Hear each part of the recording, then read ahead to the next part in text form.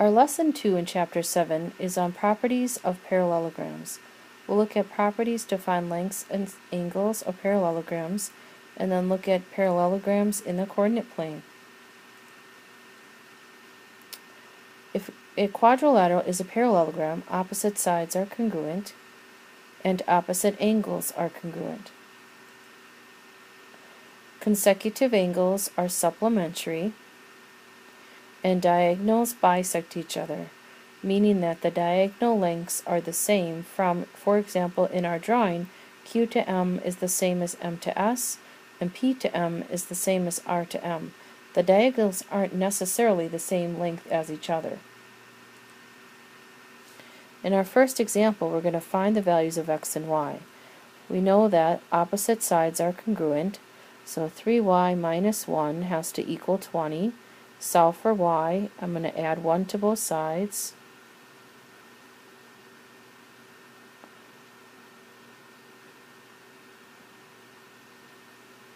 (3y) equals 21. Divide both sides by 3. Y equals 7.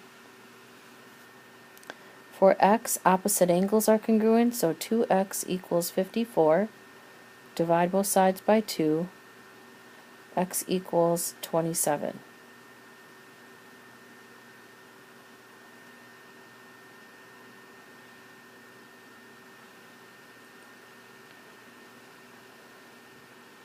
In the next example, in the parallelogram PQRS, measure of P is 4 times the measure of angle Q. Find the measure of P. We have parallelogram PQRS. P is 4 times the measure of angle Q. So if we call angle Q x, angle P would be 4 times that, or 4x. We know that consecutive angles are supplementary.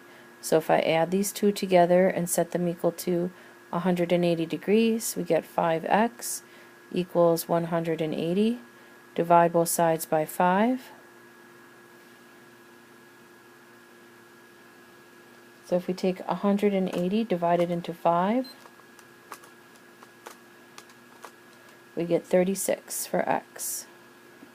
So angle P is 4 times 36, which is 144.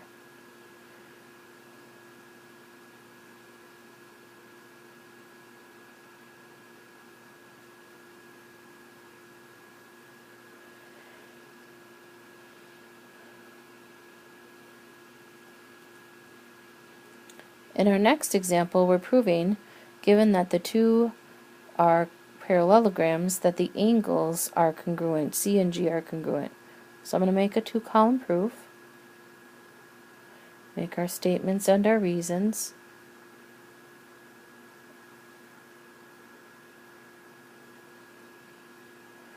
We have A, B, C, D and G, D, E, F are parallelograms. That's given.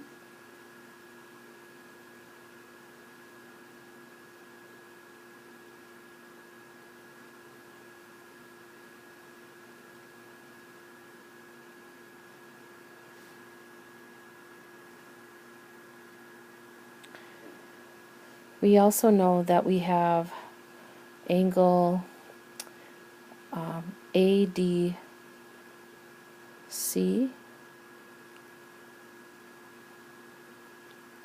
and angle C are supplementary.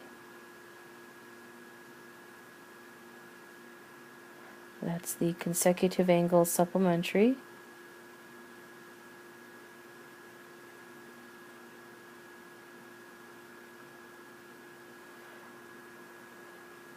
We also know that angle FED and angle D are supplementary.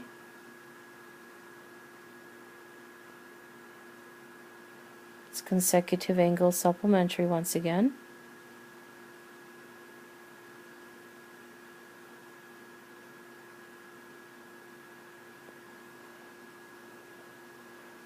We also know that angle ADC is congruent to angle EDG. Those are vertical angles congruent.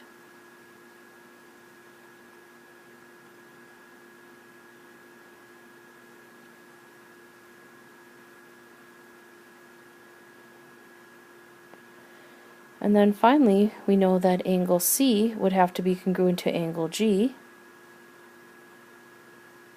because if these angles are congruent and these are supplementary, they have to be congruent to the same angle. We have this congruent supplements. Angles that are congruent and supplementary to the same angles are congruent to each other, so congruent supplements.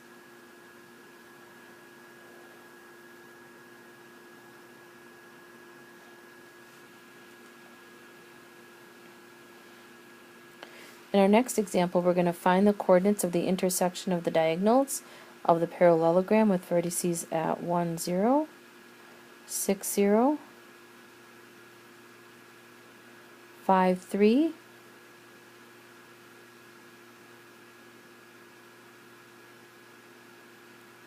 and 0, 3.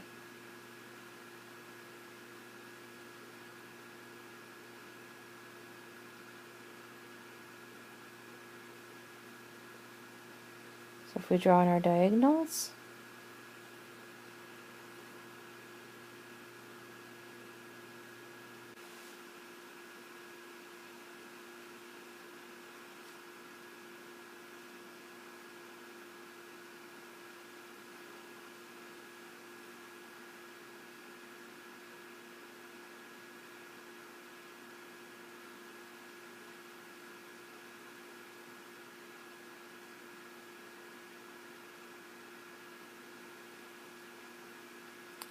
our diagonals are going to intersect at the midpoints of the diagonal. So if this is A, B, C, and D,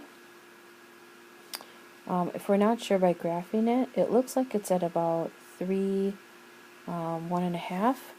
We can take a look and find the A to C and B to D and look to see where their midpoints are. So if we find the midpoint from A to C, 1 plus 5 divided by 2, 6 divided by 2 is 3, 0 plus 3 divided by 2 is 3/2.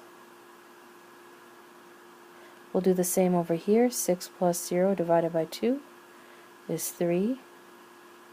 0 plus 3 divided by 2 is 3/2. They'll have the same midpoint. So they intersect at 3 3/2.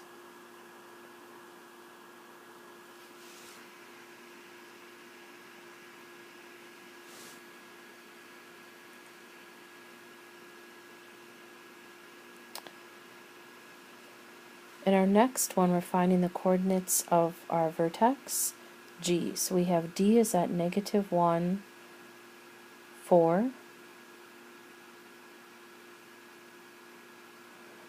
E is at 2, 3. F is at 4, -2.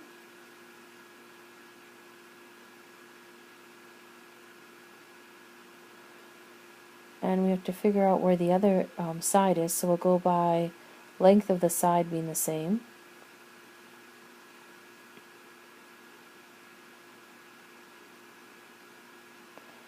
So the length of our side on this side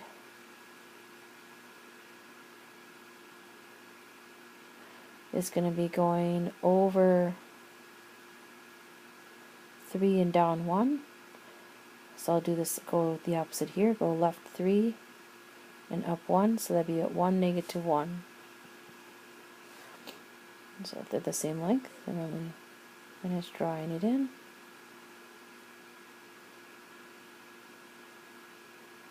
and there's our parallelogram. So I went by using slope.